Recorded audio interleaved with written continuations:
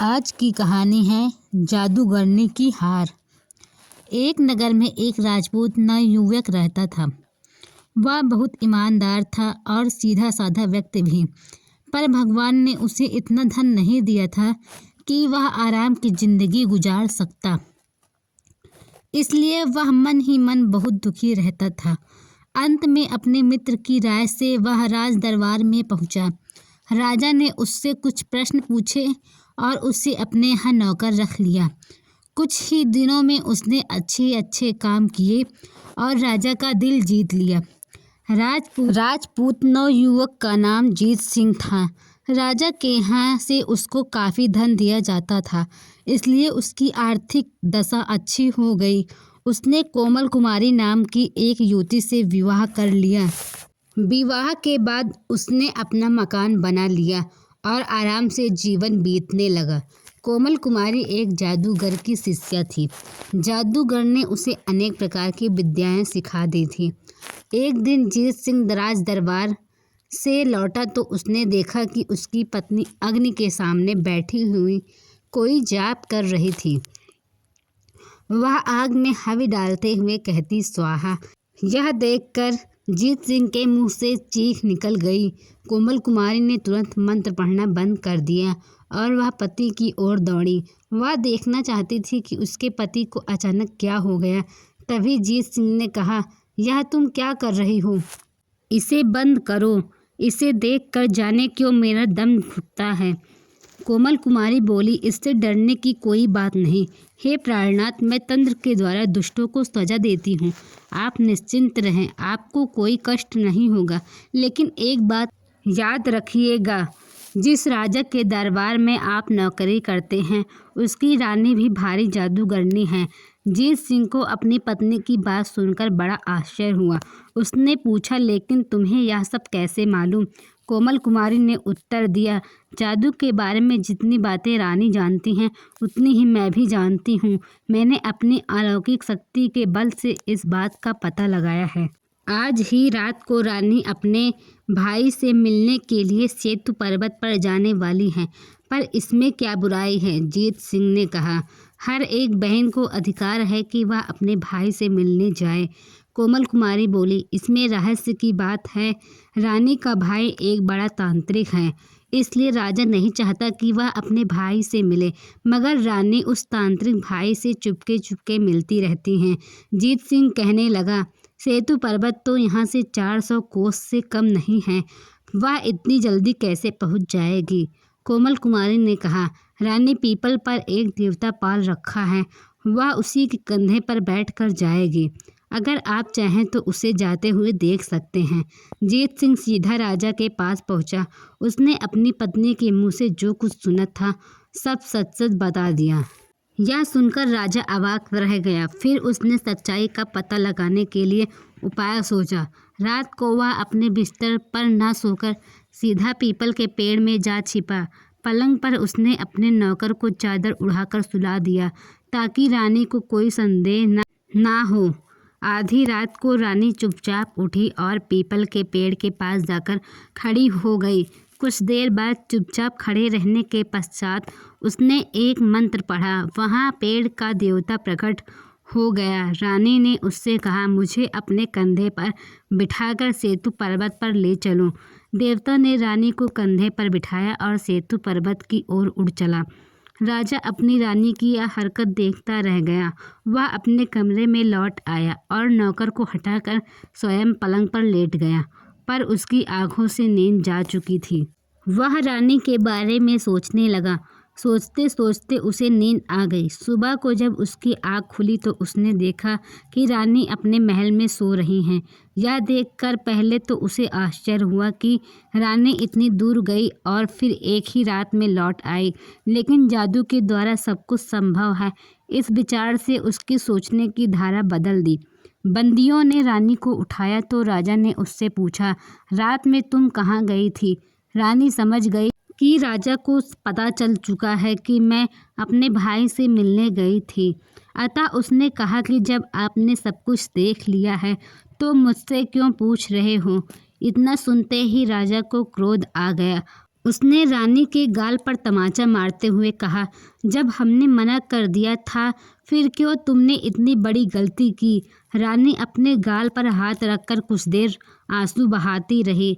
राजा ने कहा, आज के बाद यदि तुमने फिर से यह गलती की तो ऐसा दंड दूंगा कि उसे हमेशा याद रखोगी। रानी समझ गई कि राजा अब उसे अवश्य बड़ा दंड देगा।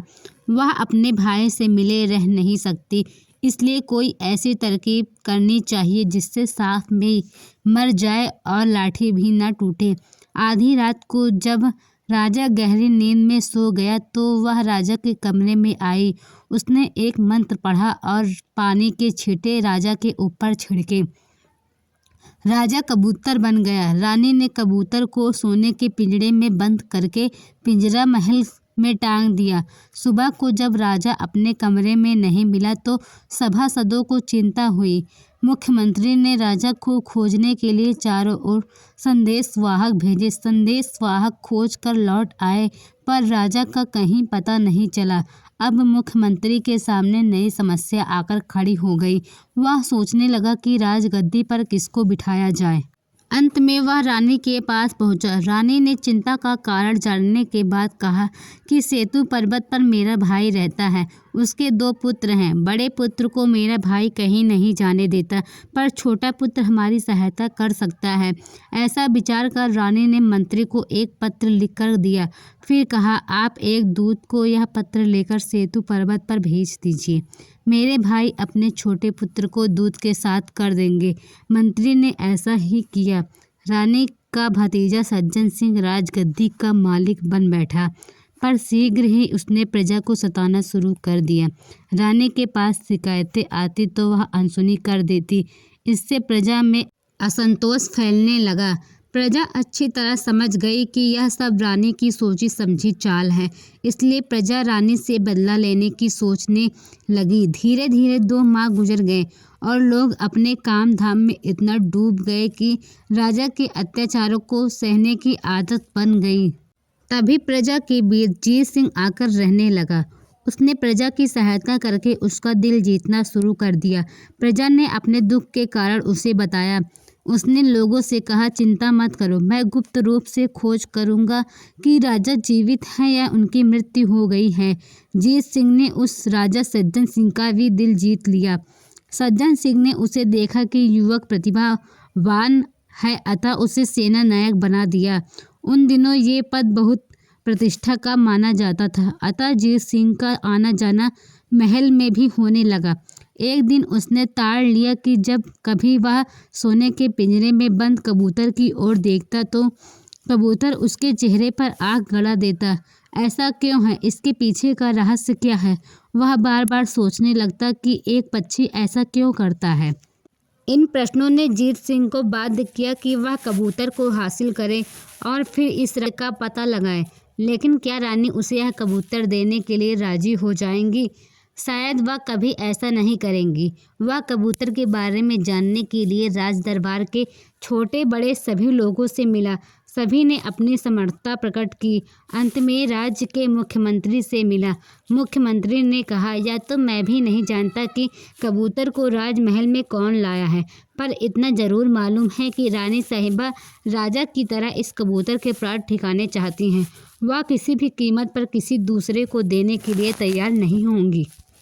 इसलिए मेरी बात मानो और कबूतर को प्राप्त करने का विचार मन से निकाल दो। मुख्यमंत्री के शब्दों ने जीत सिंह की शंका और पक्का कर दिया। वह समझ गया कि कबूतर किसी विशेष रहस्य को छिपाए हुए हैं, अतः उसने मन ही मन प्रतिज्ञा की कि मैं इस कबूतर को प्राप्त करके दम लूंगा। संयोग से दूसरे दिन पड़ोसी राजा ने सज्जन सिंह के नगर पर चढ़ाई कर दी। राज्य के मंत्रियों, सैनिकों और सेना नायकों ने बड़ी वीरता के साथ शत्रु का सामना किया, लेकिन जीत सिंह ने ऐसी वीरता का प्रदर्शन किया कि शत्रु की सेना मैदान छोड़कर भाग खड़ी हुई। जीत सिंह ने शत्रु राजा को पकड़ लिया और फिर उसे नए राजा के पास पेश किया। नए राजा ने अपनी मंत्री परिषद से परामर्श किया कि शत्रु के साथ कैसा व्यवहार किया जाए।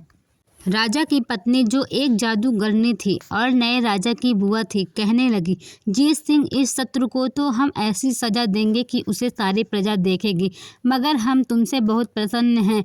तुम हमारे राज्य की रक्षा की, हम तुम्हें मुंह मांगा इनाम देंगे। बोलो तुम्हें क्या चाहिए। जीत सिंह ने एक नज़र राज दरबार पर डाली, फिर बोला कि रानी जी, यदि आप कौल की पक्की हैं तो सोने का पिंजरा मुझे दे दीजिए जिसमें वह कबूतर बंद है। जीत सिंह की मांग सुनकर रानी संकट में पड़ गई, लेकिन यह वचन दे चुकी थी, अतः उसने कबूतर सहित सोने का वह पिंजरा जीत सिंह को दे दिया। जीत सिंह कबूतर को लेकर घर आया।